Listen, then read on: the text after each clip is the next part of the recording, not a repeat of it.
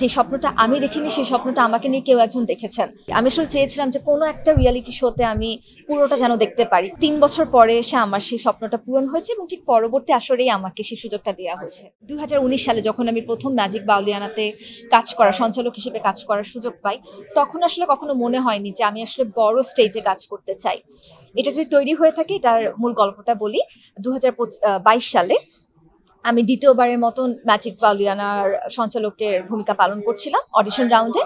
তখন ২০২১ সালে আমাদের যে সেরা রাঁধুনি হয়েছিল, টপ 4 ফাইনালিস্টের মধ্যে থেকে একজন ছিলেন।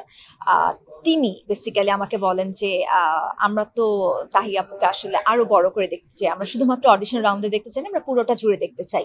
অ্যাট দ্যাট মোমেন্ট আমার মনে হয়েছে যে কেউ একজন চেয়েছেন, যে স্বপ্নটা আমি দেখিনি সেই স্বপ্নটা আমাকে নিয়ে কেউ একজন দেখেছেন। Maybe I should try for this.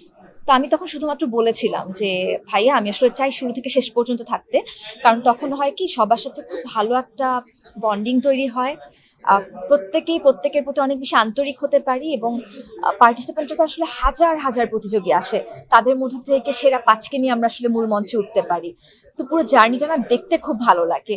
সবসময় হচ্ছে কি টিভিতে বসে দেখি, আমি আসলে চেয়েছিলাম যে কোনো একটা রিয়েলিটি শোতে আমি পুরোটা যেন দেখতে পারি। ক্যাম্প রাউন্ড, যেহেতু ম্যাজিক বাউলিয়ানাতে এই সুযোগটা থাকে ক্যাম্প রাউন্ডে থাকার, ক্যাম্পে থাকার সবার একসাথে। তো সেজন্য আসলে চেয়েছিলাম।